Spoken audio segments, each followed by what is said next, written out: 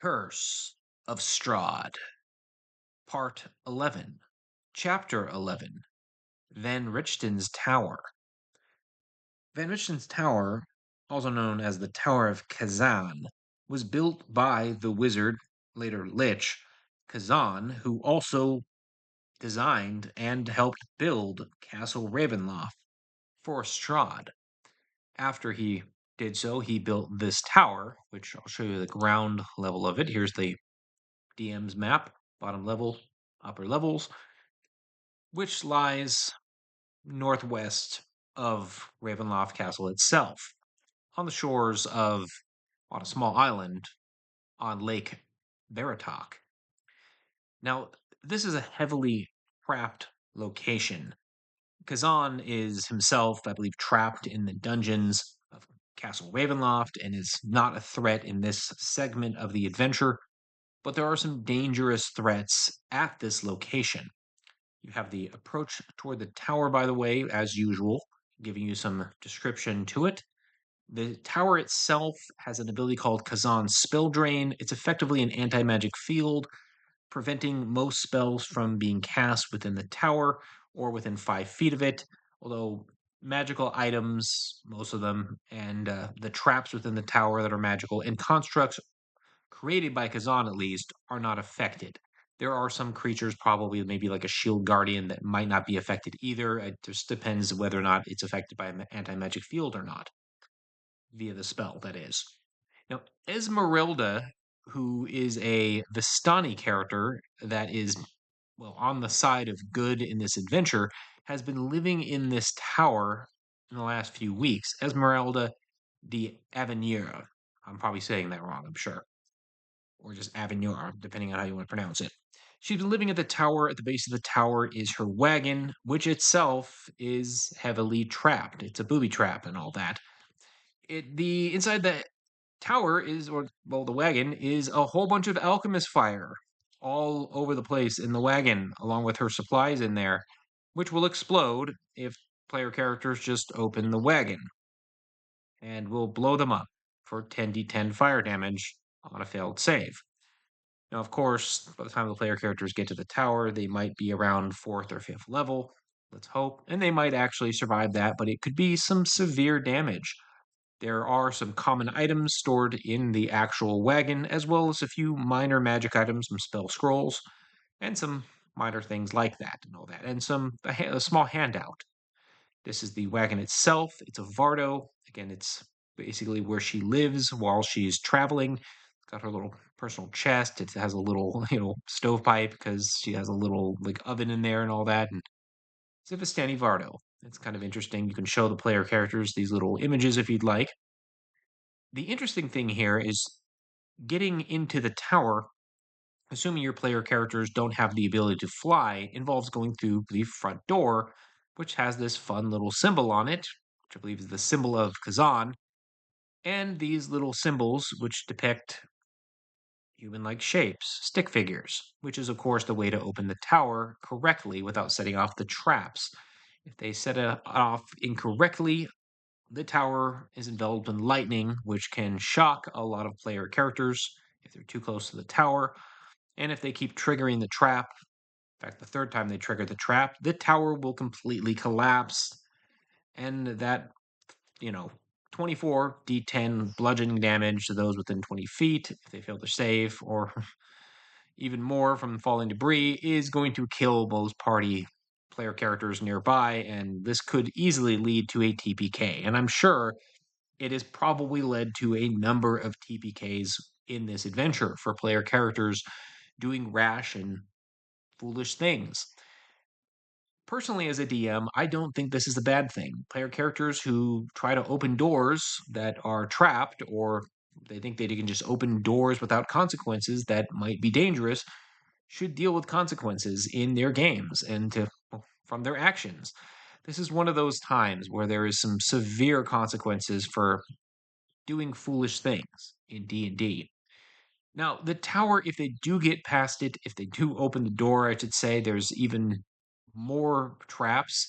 If they, use the wrong sequence when doing the little dance with the stick figures to try to open the door, it somehow summons a young blue dragon, which will attack the player characters until it's killed. This is also a very dangerous enemy at lower levels. I mean, it's worth 5,000 XP. It can breathe lightning on the player characters, which can do some severe damage. It's a very punishing location, I'll put it that way. There's, of course, rickety scaffolding. And if you look at the map, here's the base level, including the inside and the wagon. Here's the upper areas with the windows. Here's another area with windows. There's some scaffolding around the area. It's very rickety, by the way. Here's the top area with the windows. Again, if your characters have the ability to fly somehow, they could just avoid much of this and just fly up to the top and get into the windows. They're not that hard to get into.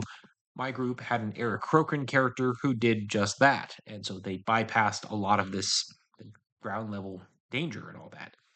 There are, of course, 4 clay golems in the tower that help defend the tower, but really just operate the elevator.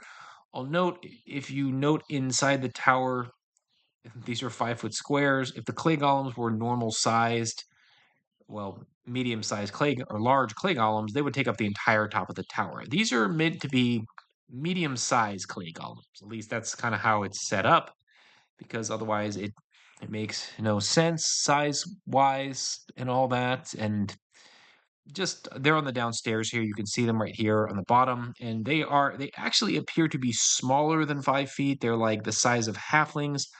This seems a little odd to me as a DM. I would have made them much weaker when it comes to being clay golems, rather than being the same hit dice and all that. But it's the way they designed it.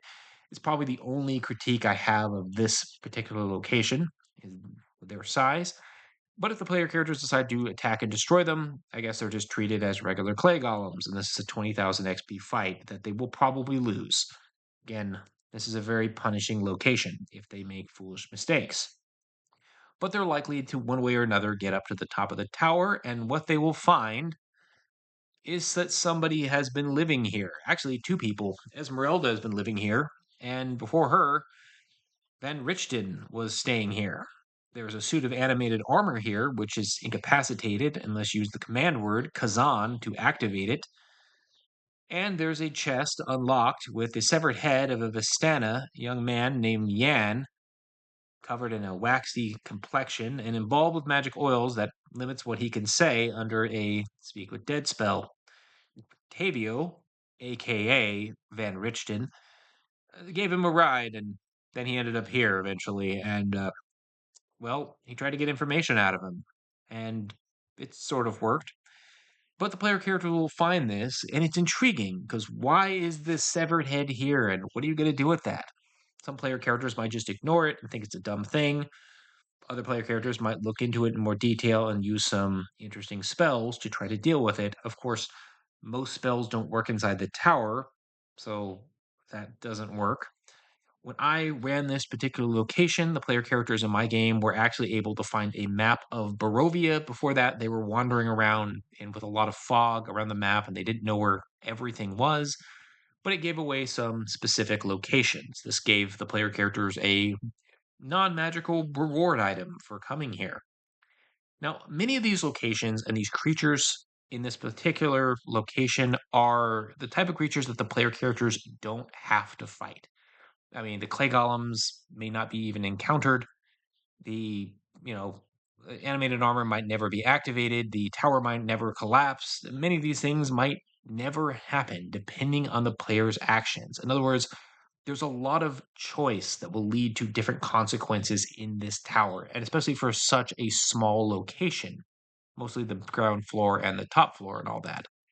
So it could either be something where a lot happens and you could TPK your group, or literally next to nothing happens, if depending on the player character's actions. It could just be a stopover location that they're at for an hour or so out of game.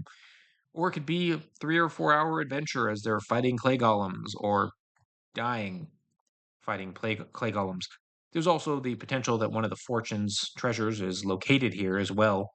If the tower is destroyed, there is this added section, Pack Attack, that nearby werewolves from the werewolf caves will hear the towers collapse and will come running to slaughter whatever they find there. That could be fun.